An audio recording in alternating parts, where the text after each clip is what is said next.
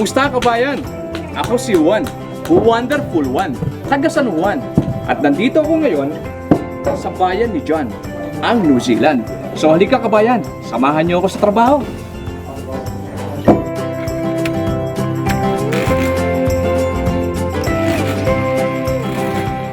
Ngunit bago ako nakarating, nakapag-adjust sa kultura at sa bago kong tahanan, marami rin akong karanasan. At ito ang muli nating babalikan. May dalawang paraan upang makarating sa New Zealand. Una, maaari mag-apply online. Tumungo lamang sa website ng New Zealand Immigration Services o NZIS at alamin ang mga requirements.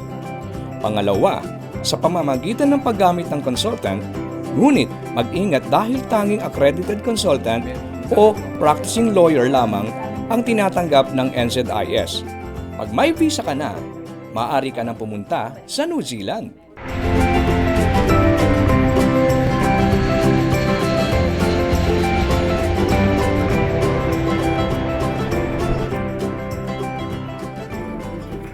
Yes ma'am, I have something here. Mahigpit ang biosecurity procedure ng New Zealand.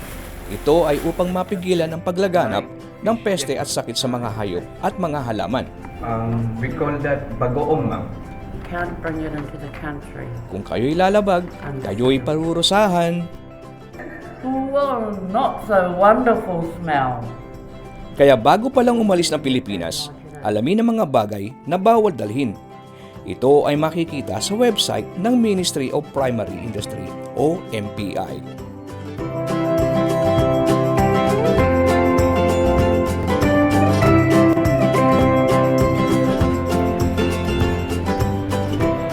Bago pa lang umalis ng bayan, alamin ang mga bagay na dapat malaman upang madaling makapagsettle sa New Zealand, tulad ng kultura, batas, kapaligiran at klima. Alam nyo ba na may 4 na season ang New Zealand? Spring! Summer! Autumn! Ah, teka! Winter pa pala! Woo! Huwag kang mabibigla kung sa isang araw mararanasan mo lahat ng season. Normal lang dito yun, pre. Alam nyo ba na ang New Zealand ay bicultural country? Ang tawag sa mga naninirahan dito ay Kiwi. Hindi yan. Hindi rin yan. Yan! At ang mga katutubo na kung tawagin ay Maori. Malaki ang impluwensya ng Maori sa kultura ng New Zealand. Isa na rito ang tradisyonal na pagbati nila na kung tawagin ay hongi. At ang popular na haka. Ang New Zealand ay nag-ooperate under constitutional monarchy. Kaya naman ang Queen of England ang itinuturing nilang head of state. At ang kanyang Governor General naman ay ang kanyang appointed representative. Ang sistema ng kanilang gobyerno ay parliamentary at pinamumunuan ng Prime Minister. At ang Treaty of Waitangi naman ang founding document ng gobyerno. Ang New Zealand ay magandang lugar na tirhan at ito ay makikita sa kanyang kapaligiran. Di lang yan, mataas ang standard of living dito at kilala sa buong mundo bilang malinis, walang korupsyon at ligtas na bansa. Pagdating sa batas trapiko, huwag ka, ang New Zealand ay right-hand drive. Kaya mag-ingat sa pagtawid, kaibigan.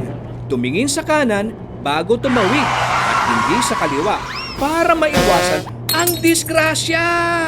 Kung hindi, ito ang mangyayari sa'yo.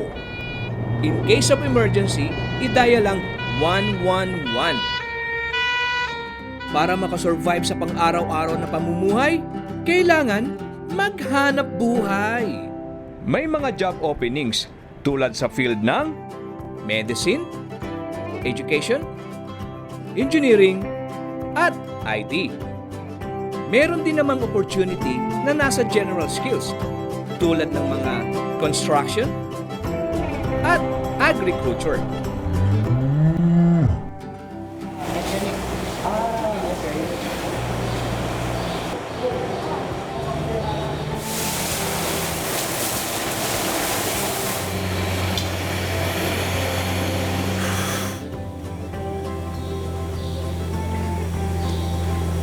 Wow!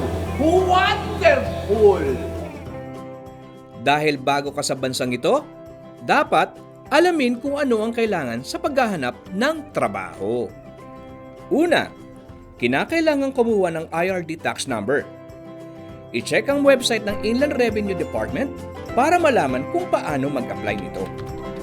Gumawa ng CV o curriculum vitae ayon sa standard format ng New Zealand. Ilagay lamang ang mga kailangang detalye. Kapag natanggap ka na sa trabaho, siguraduhin meron kang job contract. Basahin maigi bago pirmahan. Kung may pagdududa, maaari kang magtanong sa union officials or practicing and lawyer. then take it back to your employer. Alamin ang iyong karapatan. Kapag may problema sa employer o paglabag sa job contract, laging tandaan may mga ahensya na pwedeng puntahan upang ikaw ay matulungan. Hoy! Juan! Ivan! Kumusta? Meet our boss, Sean! Sean, Juan! Pleased to meet you, Boss Sean. Pleased to meet you, Juan. I'm hearing a lot of wonderful things about you. Keep up the good work. Thank you, boss.